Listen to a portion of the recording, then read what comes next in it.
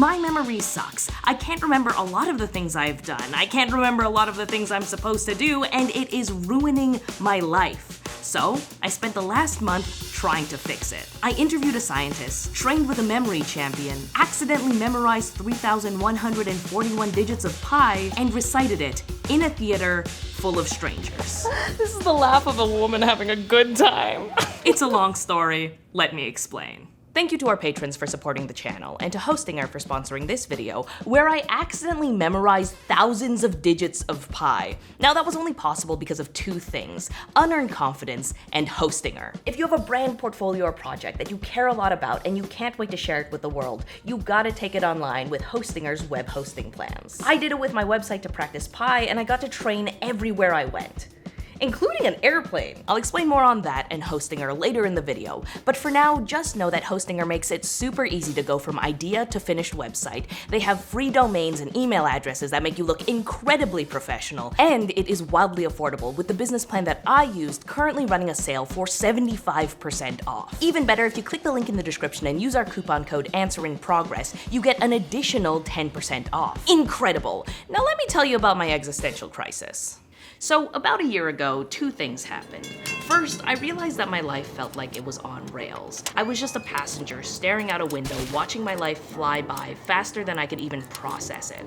I felt like I couldn't control my future, but more importantly, I couldn't remember my past. Second, I got an email. It was from Nelson, a 5-time US competitive memory champion, offering to train me to improve my memory. Incredible timing, right? So naturally, I ignored both of those things for months. My generation's undergoing a mental health crisis. But to be honest, I did try a couple of things. I actually replied to Nelson, but I kept prioritizing other projects, so things kind of went nowhere for a bit.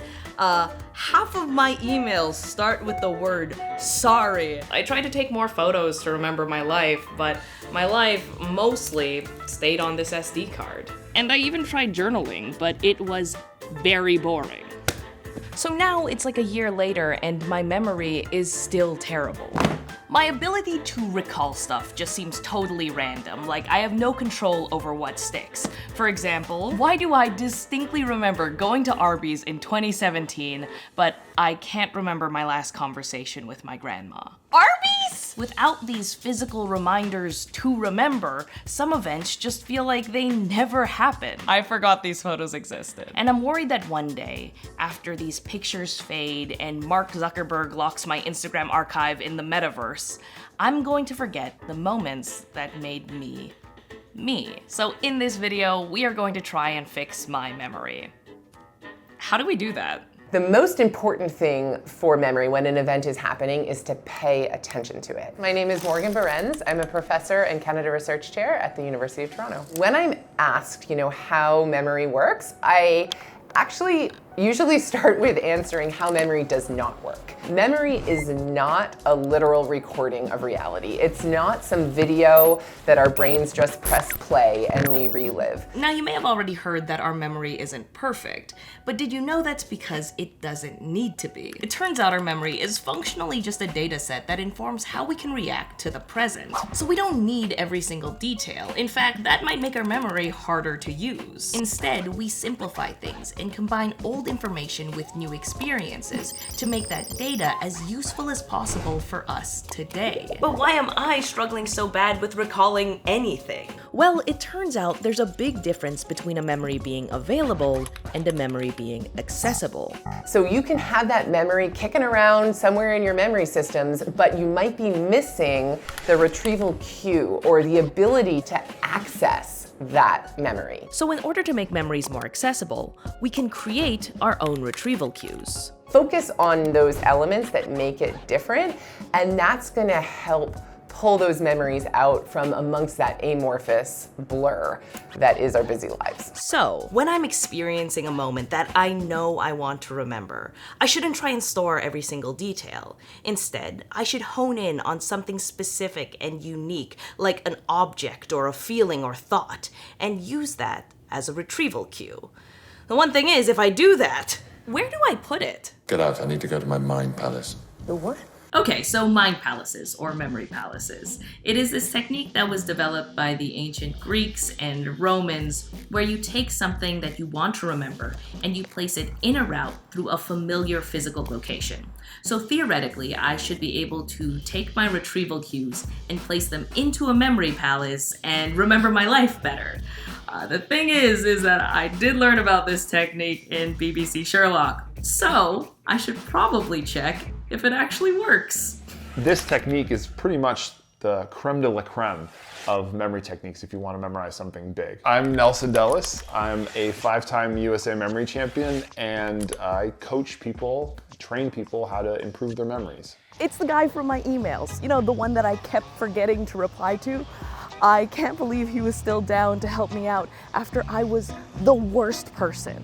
But anyway, I asked him how the pros go about remembering things. So it's basically coming up with a picture for complicated information. The second part is, what do you do with that picture? Nowadays, I don't know anybody who has a palace, but you can use any physical space that you know fairly well. When you polish those techniques to a competitive extreme, you end up with people who can memorize decks of cards in seconds and thousands of numbers. But those techniques can also become so ingrained, come so naturally, that they can be used in daily life. I feel like I've opened up, this viewfinder in my mind that just lends itself to being able to process and remember information. That I'm always turning things into pictures. It's just how my mind is wired now because I've trained it that way. That's what I want. Memory skills that come so naturally that I can just activate them in daily life. Hi, could I get a strawberry rhubarb pie? But that's gonna take a lot of practice. So what's a better way to build up my memory skills than with pi? Specifically 3,141 digits of it. Get it? So, here's the plan. I am going to practice competitive memory techniques by trying to memorize thousands of digits of pi. These techniques are basically just creating and storing retrieval cues, which we know can help people remember their lives better. So, if I get really good at these techniques, I should also be able to use them for non-pi tasks too. Luckily, I had a chance to learn from one of the best. Let me kind of lay down what it looks like if you want to do the whole thing via memory techniques. Nelson spent some time coaching me through different memory techniques, how to make the most of them, and tips for memorizing thousands of numbers. You start by breaking up a big number into smaller parts. I wrote some code that split the first 3,141 decimal places of pi into packets of 6. Next, we need to encode our packets. To do that, I'm using the person action object, or PAO system. It splits a packet into 3 pairs of numbers that translate to a person doing an action with an object. And there's a few ways to do it. The typical one you use for person action object is something called the Dominic system, which is basically a phonetic code to translate 0 through 9, each of the digits, into a letter. So 0 is the letter O, 1 is A, 2 is B, 3 is C, 4 is D, 5 is E, 6 is S, 7 is G, 8 is H, and 9 is N. We did start mixing it up in the end. I don't know why. You don't need to follow those pairings, but you do just want a consistent way to match a number with a letter and vice versa. It'll make your life way easier. So let's say 72. According to your system, a 7 and a 2 would be a G and a B. So you would use that as a starting point to think of someone with those initials. So in the case of GB, I'd choose George Bush. Oh, I need a fork. So once you lock in on a person, you want to think of an action and an object that you associate with them. In this case, it has to be dodging and a shoe.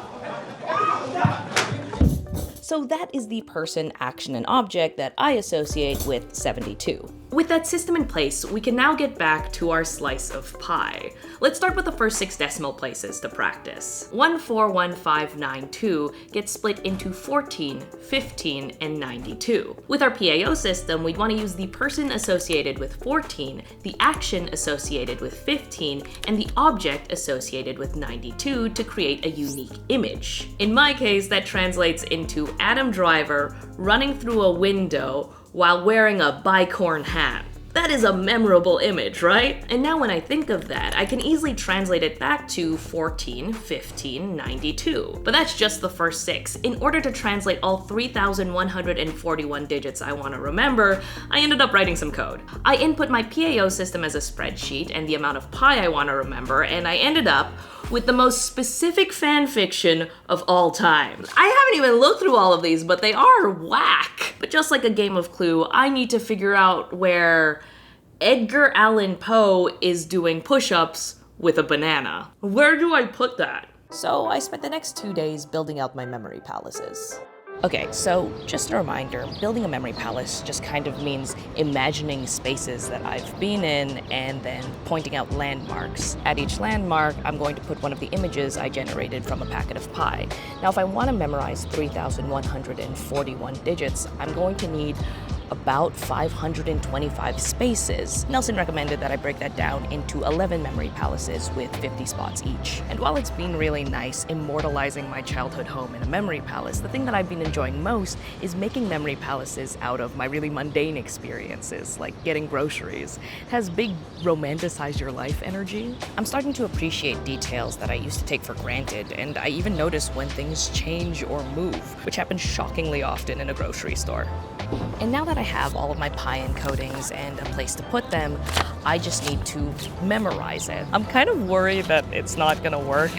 It feels like I've just spent the last week procrastinating, like I've been on a side quest. I'm worried that this is all just gonna be a little bit pointless. It wasn't pointless. Look at this. This is 60 digits of pi right here. I did it twice. I wanted to like test out if this system worked. So I looked at my pi encodings and I just imagined them in different places in the room for like 5 minutes. Truly a nothing amount of time. And look what I could do now, okay? There we go.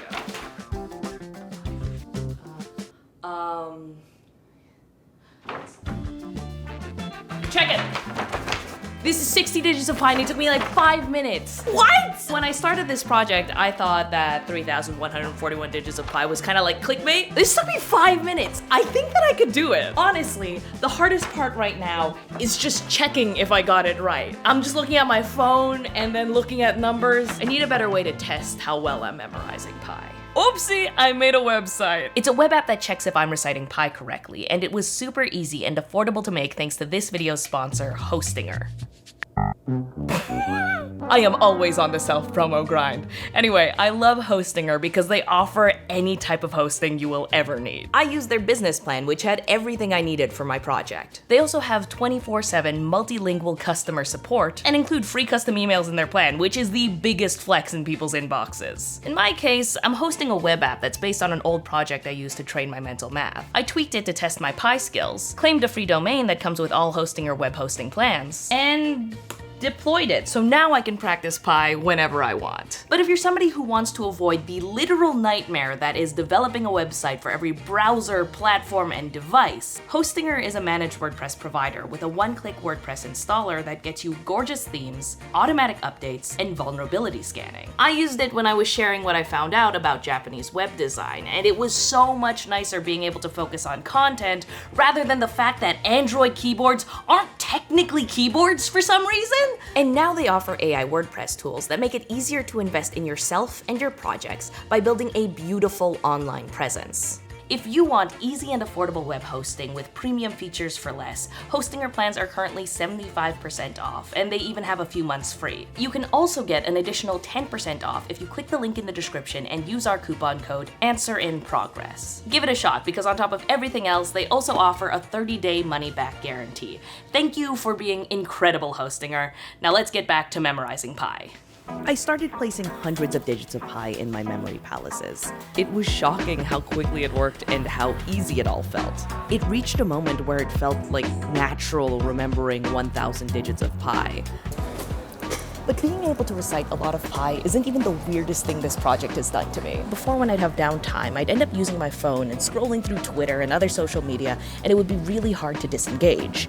Now, either I'm practicing reciting pi, or I'm just sitting like an NPC in my memory palace. Sometimes I'm just sitting here, thinking about pi, It's weird. Anyway, it took like 2 to 3 weeks to place all 3,141 digits of pi in my memory palaces. It was tricky balancing work, life, and memorizing, especially after the first 1,000 digits. I think I've done it. This project has completely taken over my life in a way that I should have seen coming, but didn't. I don't let myself sleep at night until I've recited around 600 to 900 digits of pi accurately. This is not a problem I had a month ago, and it's so bonkers going like the complete 180. I started this video as a person with terrible memory who felt lost and confused, and now I'm a person who is burdened by competence. Now I just feel like an absolute rookie if I can't remember things. Like, what do you mean you can't remember things? You know how. Now I'm 3,141 digits in, and it was kinda easy. It was taking so long to recite anything over 1,500 digits of pi that I just started recalling them in chunks. So I've never fully attempted all 3,141 digits of pi that I know. It starts with 3.1 and ends with 2. So now there's only one thing left to do. I need to call up the one person, the only person who doubted my memory more than me, and prove them wrong. What the f*** are you doing? That's how you get the world record for snapping. I don't think my hands are wet enough for this. What? Yeah, what is this call about? I'm pretty sure I now know 3,141 digits of pi. Go, 3.14. What? 3.14159. 2653589. Wait, I have no way of knowing if you're correct. 97. Edward Norton 50. What? 30. This is really boring. I don't care anymore. This is like the end of the video. This is the end of the video? I mean, if I get all of the numbers right. No. Like, I'm not gonna sit here for like 10 minutes. It takes like verifying 2 hours. it. Takes 2 hours? You wanted me to right now sit here and listen to you for 2 hours say numbers. Mr. Beast made a 1-year-old fight a 99-year-old, I assume. I haven't watched the video. And you are gonna have this video just be you saying numbers at me. You need to like do, I don't know, do a backflip or something. Do something interesting. We are renting a theater to recite pi so that this video isn't boring. Is this content now? I have been emailing and calling theaters, high school auditoriums, and even cinemas. Unfortunately, it's a bit of a hard ask. I'm producing like this little documentary where I'm tracking somebody who's trying to memorize 3,000 digits of pi and recite it on stage. It's a weird little project. And when places do respond, which isn't super often, it turns out that they're booked months in advance. In fact, there is only one place in the entire city that said that they were down. Carlton Cinema. It's a bit of a gem in Toronto, presenting a mix of old and new screenings, and hopefully, my pi recital. The manager showed me around and walked me through the technical aspects of renting a theater.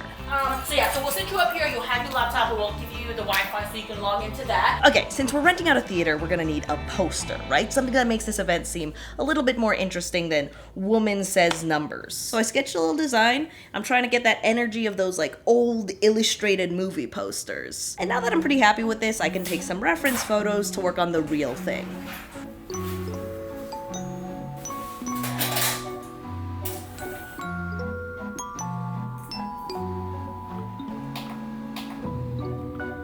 I'm honestly kind of grateful that Taha bullied me into making a whole song and dance out of this pi recital. Throughout this experience, the main thing I learned is that if you want to remember something, you need to embrace novelty. So if I want to remember my life, I need to be open to new experiences. And this whole thing is definitely new. Plus, I actually know how to remember now. Before, I used to just have this vague notion of, I should remember this, but I didn't really have a plan. Now I know that I should be looking for unique details that will become retrieval cues, like my embarrassment after realizing I made some massive typos in the emails I sent to theaters, or the very cool yet very creepy stillness of an empty cinema, or the act of tracing over my eyes while I'm making my own poster. If you told me last year that I would be trusting those 3 little moments to remind me of a month of work, I wouldn't have believed you, because I used to think that in order to remember my life, I had to be trying to remember everything all of the time. I didn't trust or understand my memory. But this little pie experiment has shown me that I can trust myself to use the littlest cues to remember the biggest things. Or can I? Finish the poster, by the way. Here it is. There's a little 3.14159 hidden in the pie. This is on sale right now at answerinprogress.com/shop, and our Patreon supporters get $5 off. So now, all I need to do is recite pie. We ended up selling out the theater, which was incredible and scary. This is the laugh of a woman having a good time. Oh. It's wild getting applause for saying hello. People should do that more often. I asked the audience to follow some basic ground rules and gave myself one, too. If I trip up, I will take a pause and eat a chili. And then, it was time. Oh my God, it's happening. Sabrina! What was rule number 1? Sorry, I'm so sorry.